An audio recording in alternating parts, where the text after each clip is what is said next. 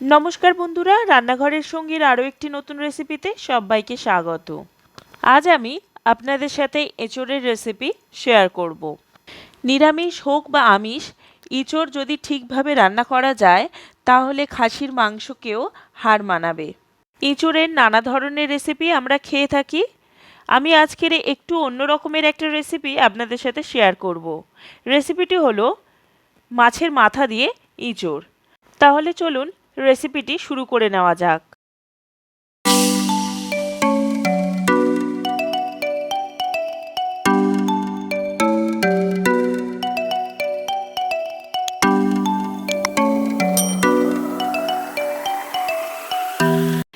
এঁচোড়ের recipe বানানোর জন্য সবার প্রথমে আমাদের লাগছে এঁচোড়। এঁচোড়টাকে আমি এইরকমভাবে কেটে নিয়েছি, আর এর গায়ে যে মোটা ছালটা থাকে সেটাকেও কেটে বাদ দিয়েছি। আর নিয়েছি 4টে আলু। আলুটাকে একটু বড় সাইজ করে কেটে নিয়েছি। এরপর লাগছে মাছের মাথা। আমি এখানে রুই মাছের মাথা নিয়ে নিয়েছি।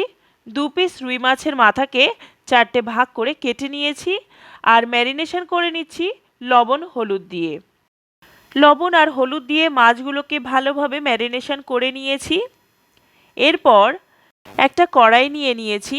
কড়াইটা ভালো করে গরম করে এর মধ্যে দিয়ে দিচ্ছি পরিমাণ মতন তেল। এখানে তেলটা একটু বেশি পরিমাণে ব্যবহার করতে হবে।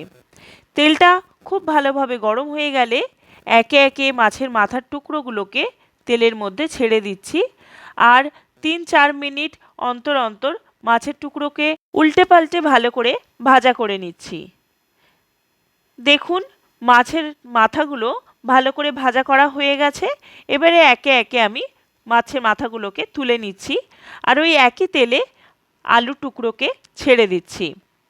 আলু টুকরোগুলোকে গরম তেলের মধ্যে দিয়ে কিছুক্ষণ নাড়াচাড়া করে এর মধ্যে দিয়ে দিচ্ছি 1 টিস্পুন করে লবণ আর হলুদের গুঁড়ো দিয়ে তেলের মধ্যে ভালোভাবে নাড়াচাড়া করে গোল্ডেন কালার করে ভেজে তুলে নিচ্ছি। আলুগুলো তুলে নেওয়ার পরে আমি ওই একই তেলে এঁচোড়গুলো ছেড়ে দিচ্ছি। যদি প্রয়োজন পড়ে এখানে তেল আরেকটু অ্যাড করে নিতে পারেন। এরপর আমি দিয়ে দিচ্ছি 1 টিস্পুন করে হলুদের গুঁড়ো আর লবণ। সব কিছু ভালো করে একবার নাড়াচাড়া করে নেব। 3 থেকে 4 মিনিট তেলের মধ্যে এঁচোড়গুলোকে ভাজা করে নিয়ে আমি তুলে নিচ্ছি। অনেক ক্ষেত্রে এঁচোড়টাকে সিদ্ধ করে অনেকে রান্না করেন, সেটা কিন্তু খুব একটা খেতে ভালো লাগে না। এঁচোড়টা প্রথমে ভাজা করে রান্না করলেই তবে এর স্বাদটা বেশি ভালো আসে। এরপর একই কড়াইতে আরও কিছুটা তেল অ্যাড করে গোটা গরম মশলা অ্যাড করে দিচ্ছি। গোটা গরম মশলার মধ্যে দিয়েছি 4টে এলাচ, 4টে লবঙ্গ, কয়েকটা গোলমরিচ, 2টো দারচিনি, 2টো শুকনো লঙ্কা, 4টে তেজপাতা। তেলের মধ্যে কিছুক্ষণ নাড়াচাড়া করে এর মধ্যে অ্যাড করছি 4টে মিডিয়াম সাইজের স্লাইস করে নেওয়া পেঁয়াজ। পেঁয়াজগুলোকে গরম তেলের মধ্যে 3 থেকে 4 মিনিট নাড়াচাড়া করে নিয়ে এর মধ্যে অ্যাড করলাম 2টো মিডিয়াম সাইজের টমেটো। টমেটোটা অ্যাড করার পর মিডিয়াম আঁচে ঢাকনা দিয়ে 2 মিনিট হতে দিলাম। 2 মিনিট পর ঢাকনা খুলে নিচ্ছি। টমেটো আর পেঁয়াজটা অনেকটা নরম হয়ে এসেছে। এই পর্যায়ে আমি অ্যাড করব 2 টেবিল স্পুন করে আদার পেস্ট আর রসুনের পেস্ট। আদা রসুনের পেস্ট অ্যাড করার পরে গরম তেলের মধ্যে কিছুক্ষণ নাড়াচাড়া করে নেব যতক্ষণ না এর কাঁচা গন্ধটা চলে যায়।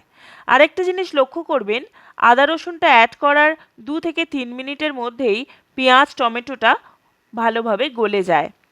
এই পর্যায়ে আমি অ্যাড করব 2 টিস্পুন কাশ্মীরি লঙ্কার গুঁড়ো, 1 টিস্পুন নর্মাল লঙ্কার গুঁড়ো, 2 টিস্পুন জিরে গুঁড়ো, 1 টিস্পুন ধনে গুঁড়ো, 1 টিস্পুন হলুদ, পরিমাণ মতো লবণ আর 1 টিস্পুন চিনি।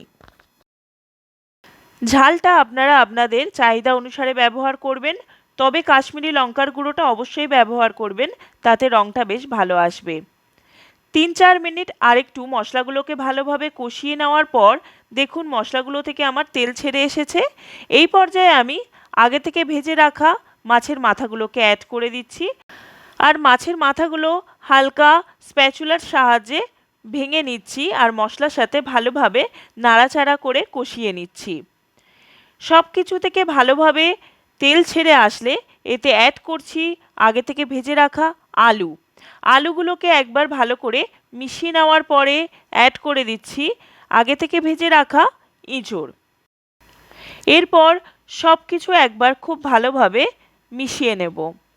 3 থেকে 4 মিনিট সব কিছু ভালোভাবে একবার মিশিয়ে নেব আর ভালোভাবে কষিয়ে নেব। 3 থেকে 4 মিনিটের বেশি কষানো যাবে না, তাহলে ইঁচড়গুলো ঘেটে যেতে পারে। এরপর আমি অ্যাড করব 2 কাপ পরিমাণে গরম জল। এখানে অবশ্যই গরম জলের ব্যবহার করতে হবে, না হলে এর স্বাদ ততটা ভালো আসবে না।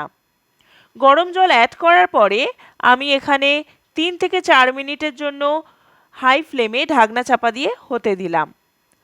3 থেকে 4 মিনিট পর ঢাকনাটা খুলে নিচ্ছি আর একবার সব কিছু ভালোভাবে নাড়াচাড়া করে নিচ্ছি। এরপর আবারও আমি 4 থেকে 5 মিনিট মিডিয়াম আঁচে হতে দেব। 4 থেকে 5 মিনিট পর আবারও ঢাকনা খুলে নিচ্ছি। দেখুন এই পর্যায়ে ইঁচড়টা আমার ভালোভাবে সিদ্ধ হয়ে গেছে। আর একটা আলুও আমি ভেঙে দেখাচ্ছি। দেখুন আলুটাও ভালোভাবে সিদ্ধ হয়ে গেছে।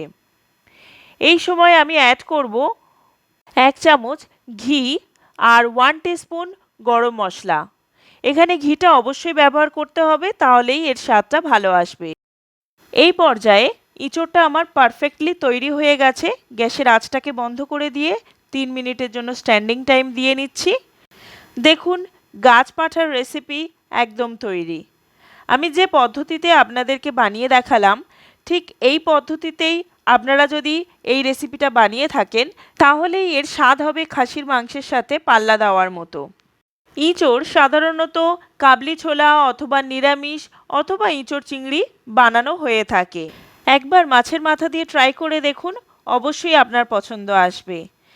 এই রেসিপিটা কাতলা মাছের মাথা অথবা রুই মাছের মাথা দিয়ে ট্রাই করতে পারেন। আজকে আমার এই রেসিপি আপনাদের কেমন লাগলো তা কমেন্টের সাহায্যে জানাবেন। যদি ভালো লেগে থাকে একটা লাইক শেয়ার করতে একদম ভুলবেন না। আমার চ্যানেলে যদি নতুন অতিথি হয়ে থাকেন, চ্যানেলটিকে সাবস্ক্রাইব করে নেওয়ার অনুরোধ রইল। পাশে থাকা বেল আইকনটি প্রেস করে দেবেন, যাতে আমার ভিডিও নোটিফিকেশন সবার আগে আপনার কাছে পৌঁছায়। সবাইকে ধন্যবাদ।